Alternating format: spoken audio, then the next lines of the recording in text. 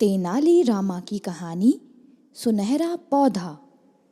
तेनाली रामा हर बार अपने दिमाग का इस्तेमाल करके कुछ ऐसा किया करते थे कि विजयनगर के महाराज कृष्णदेवराय दंग रह जाते थे। इस बार उन्होंने एक तरकीब से राजा को अपने फैसले पर दोबारा विचार करने पर मजबूर कर दिया था। अब हुआ यूं कि एक बार राजा कृष्णदेव किसी काम के चलते कश्मीर चले गए। वहां उन्हें एक सुनहरे रंग का खिलने वाला फूल दिखा।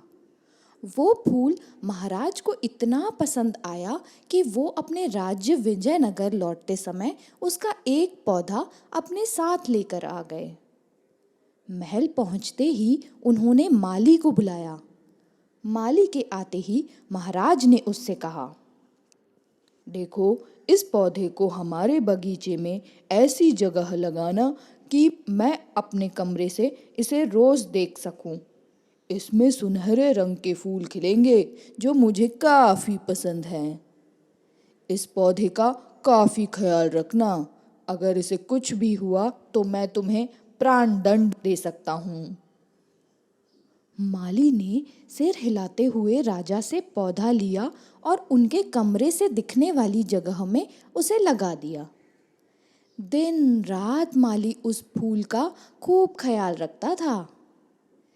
दिन जैसे ही बीतते गए उसमें सुनहरे फूल खिलने लगे।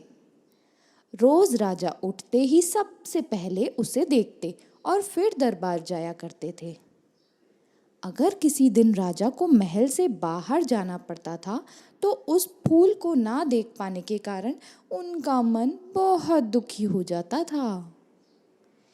एक दिन जब राजा सुबह उस फूल को देखने के लिए अपनी खिड़की पर आए तो उन्हें वो फूल दिखा ही नहीं। तभी उन्होंने माली को बुलवाया। महाराज ने माली से पूछा, वो पौधा कहाँ गया? मुझे उसके फूल दिखाई क्यों नहीं दे रहे हैं? जवाब में माली ने कहा, साहब, उसे कल शाम को मेरी बकरी खा गई। इस बात को सुनते ही राजा का गुस्सा सातवें आसमान पर पहुंच गया। उन्होंने सीधा राजमाली को 2 दिन बाद मौत की सजा सुनाने का आदेश दे दिया। तभी वहां सैनिक आए और उस माली को जेल में डाल दिया। माली की पत्नी को जैसे ही इस बात का पता चला, वो दरबार में राजा से फरियाद करने पहुंची। गुस्से में महाराज ने उसकी एक भी बात नहीं सुनी। रोते रोते वो दरबार से जाने लगी। तभी एक व्यक्ति ने उसे तेनाली राम से मिलने की सलाह दी। रोते हुए माली की पत्नी ने तेनाली रामा को अपने पति को मिली मौत की सजा और उस सुनहरे फूल के बारे में बताया। उसकी सारी बात सुनकर तेनाली राम ने उसको समझा बुझाकर घर भेज दिया। अगले दिन गुस्से में माली की पत्नी उस सुनहरे फूल खाने वाली बकरी को चौराहे में ले जाकर डंडे से पीटने लगती है।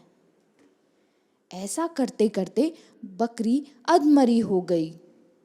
विजयनगर राज्य में पशुओं के साथ इस तरह का व्यवहार करना बिल्कुल मना था।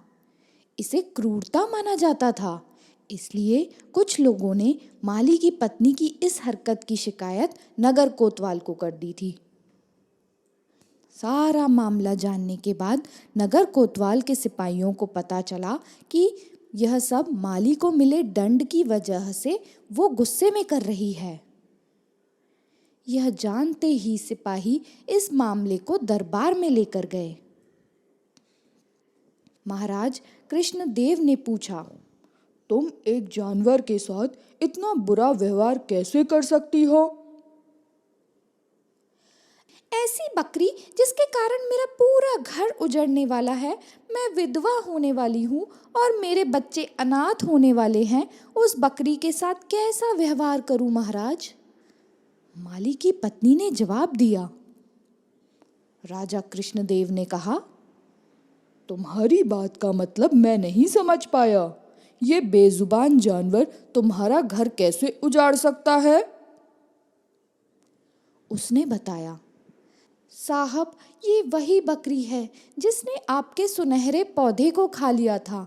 इसकी वजह से आपने मेरे पति को मौत की सज़ा सुना दी है। गलती तो इस बकरी की थी, लेकिन सज़ा मेरे पति को मिल रही है। सज़ा असल में इस बकरी को मिलनी चाहिए, इसलिए मैं इसे डंडे से पीट रही थी। अब महाराज को ये बात समझ आई कि गलती माली की नहीं बल्कि बकरी की थी। यह समझते ही उन्होंने माली की पत्नी से पूछा, तुम्हारे पास इतनी बुद्धि कैसे आई कि इस तरह से मेरी गलती के बारे में मुझे समझा सको? उसने कहा, महाराज, मुझे रोने के अलावा कुछ भी नहीं सूझ रहा था। ये सब तो मुझे पंडित तेनाली रामा जी ने समझाया है।